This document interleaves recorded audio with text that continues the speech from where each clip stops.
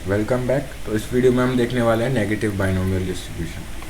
तो ये वीडियो मैं दोबारा रिकॉर्ड कर रहा हूँ क्योंकि पिछली वीडियो को मैं ऑन करना भूल गया था उसको। तो देखते हैं क्या होता है नेगेटिव बाइनोमियल डिस्ट्रीब्यूशन। तो इट इज़ अ डिस्ट्रीब्यूशन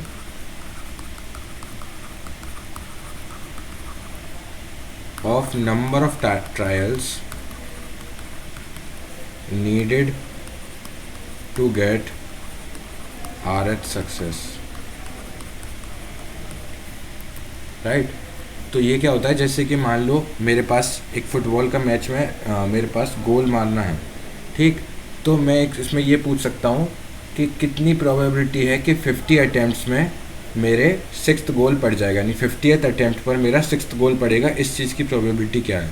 तो इस चीज़ को जब मैं डिस्ट्रीब्यूशन देखता हूँ तो वो किस में आता है, नेगेटिव बाइनोमियल डिस्ट्रीब्यूशन में। तो हम इसमें क्या करते हैं, number of trials needed to get RH success. तो ऐसा एक मिलता जुलता आपने देखा होगा किसमें, ज्योमेट्रिक में। उसमें हम क्या करते थे, number of trials for first success. तो ये किस में होता था हमारा, ज्योमेट्रिक में, ठीक। और ये किस में है, नेगेटिव बाइनोमियल में। तो एक बार देखते हैं कि इनका रिलेशन क्या है, ज्योमेट्रिक का और बाइनोमियल डिस्ट्रीब्यूशन का। तो it is just an extended version of, यानी कि मैं लिख सकता हूँ कि negative binomial distribution is an extended version of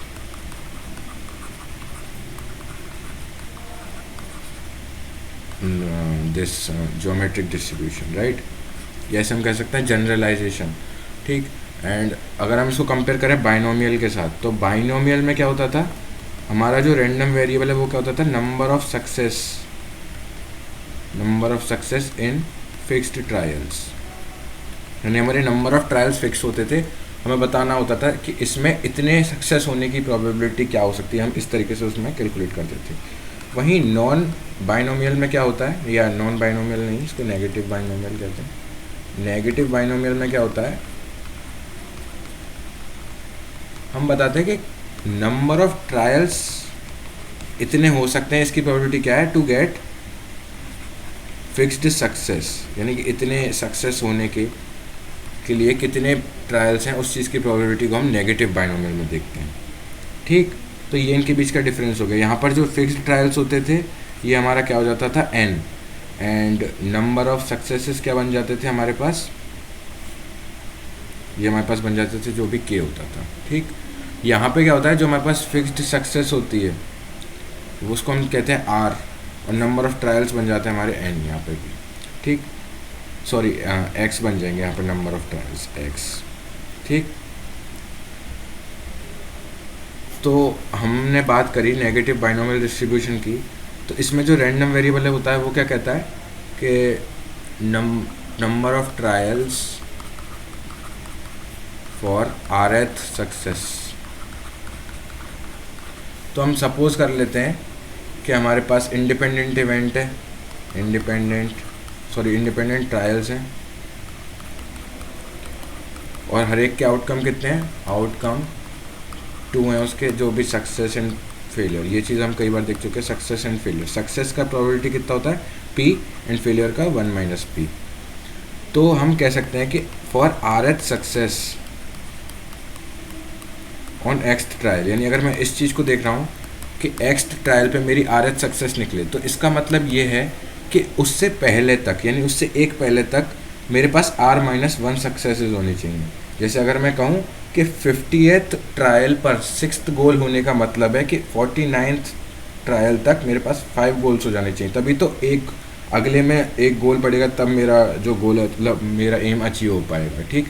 तो इसका मतलब क्या हो गया कि first x-1 trials must result in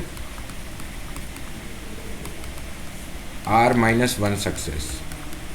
तो इसकी प्रोबेबिलिटी हम किससे निकाल सकते हैं, बाइनोमियल से, क्योंकि वो बाइनोमियल क्या होता है, नंबर ऑफ सक्सेस का ही तो प्रोबेबिलिटी निकाल सकते हैं बाइनोमियल से। यहाँ से हमने देखा, तो ये क्या हो जाएगा हमारे पास, x-1 चूज R-1, फिर p raise to the power R-1, and ये मैंने सिंपल फॉर्मूला लगा दिया है जो भी था मेरा n choose k p raise to the power k 1 minus p n minus k, मतलब 1 minus p raise to the power n minus k. ठीक, तो वही फॉर्मूला मैंने एग्जैक्ट ये लगाया। अगर आपने वो वीडियो नहीं देखी है तो वो बहुत इंपॉर्टेंट है इस कॉन्सेप्ट को समझने के लिए।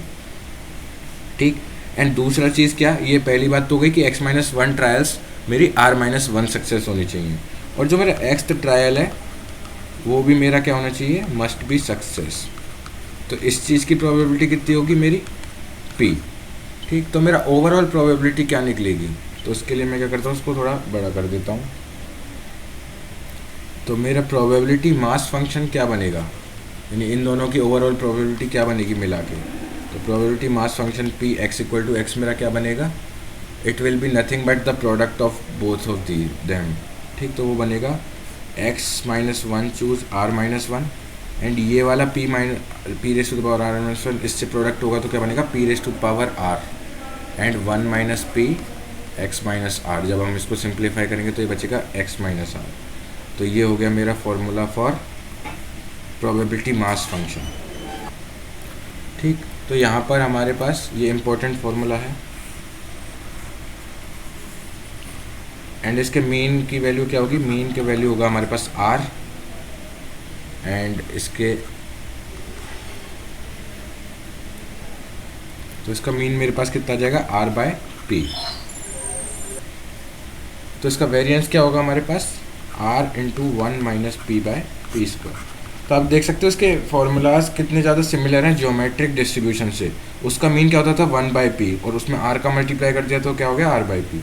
उसका वेरिएंस का फॉर्मूला था 1 minus p by p square, तो इसका हो जाएगा r into 1 minus p by p square, मतलब आर का मल्टीप्लाई कर देना, सिंपल। ठीक, तो ये था। अब देखते हैं इसका रिलेटेड एक क्वेश्चन। तो क्वेश्चन है, अ coin is tossed repeatedly until heads come up for the 6th time, what is the probability that this happens on the 15th toss. ठीक, तो यहाँ पर हमारे ये दे रखा है देखो 15th टॉस, तो ये हमारा क्या हो गया x, यानी रैंडम वेरिएबल की वैल्यू इस पे निकालनी है हमको प्रोबेबिलिटी। और हमारे पास ये जो हो गया 6th सक्सेस, तो ये हमारे पास क्या होगी r की वैल्यू। ठीक, एंड क्योंकि हेड को मतलब कॉइन टॉस किया गया है तो इसमें प्रोबेबिलिटी ऑफ सक्सेस क्या होगी 0.5। ठीक, तो देखते हैं इसका कैसे आएगा आंसर। तो हमें निकालना है probability at x equal to 15। तो ये कितनी होगी, x minus 1 choose r minus 1 which is 14 choose 5 and then p raise to the power r minus 1 which is 4 and 5 p raised to the power r, so it is 6 and 1 minus p raised to the power x minus r which is 15 minus 6 which is 9। so ये अपने पास आएगा 14 choose 5.5 raised to the power 15 which you can calculate by calculator। so ये था इसका probability। अगर हमसे कोई इसका मीन पूछता तो वो क्या होता r by p, and r की वैल्यू हमारे पास यहाँ कितनी है 6, और p की वैल्यू हमें पता है 0.5, तो ये हमारे पास आ जाएगा 12। ठीक, एंड अगर कोई वेरिएंस पूछे तो वो हो जाएगा r into 1 minus p by p square which is 6 into 0.5 upon 0.25 which is just 12। ठीक, एक और एग्जांपल देखते हैं। A person conducting telephone surveys must get 3 more completed surveys before their job is finished. On each randomly dialed number, there is a 9% chance of reaching an adult who will complete the survey.